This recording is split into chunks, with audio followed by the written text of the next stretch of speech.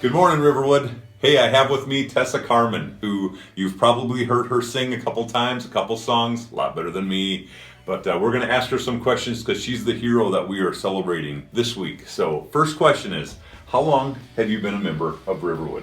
About 9 years, since 2007. And how did you become knit into the fabric of the family of Riverwood? My mother-in-law and sister-in-law visited Riverwood one time, and they said, "You've got to come back to this church." And my mother-in-law said, "You will be taking us to church, and you're going too." So then we came and we sat in the very back row of overflow. As far back as we could. In the corner, right by the, if you needed to get out quick, you could get out quick. Yep, we had our escape route ready if we needed it. Because we had the two boys with us and we weren't sure how they were going to react to church. Through the boys, then they started to go to children's church with Maggie, and Maggie wrote to us every week after that and kept in contact with us and let us know that we were loved and if we were missed, if we didn't go. So Maggie was big in bringing us into the family, and then we started getting involved with painting the church, and so then we met more people that way and just welcomed us into the fold. When you guys first started coming to Riverwood, was Ty diagnosed with all of his stuff? No, we didn't know anything. That's right. The adoption was final. Yep. But we kind of knew he had ADHD, but we didn't know about autism. We definitely didn't know about epilepsy. Yep. It all came later. Yep. I remember kind of living through that, the church living through that with you guys. So what ministries are you currently a part of?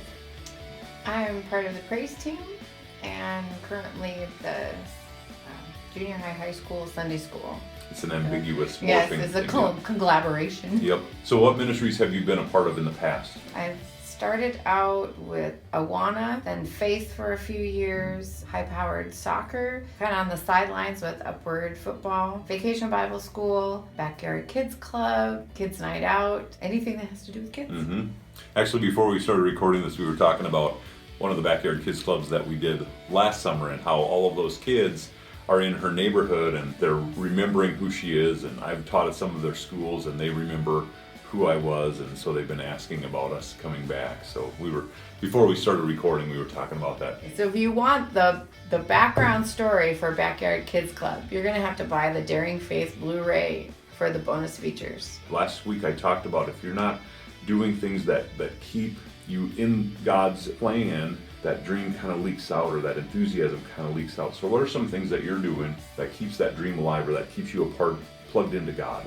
I think a big part is setting aside that quiet time and removing as many distractions as possible of the world. And then just really immersing yourself in Christian music and reading in the Word and doing studies and just removing as much of the world as possible. Well, this is Tessa Carmen. She's probably going to sing for you really quick.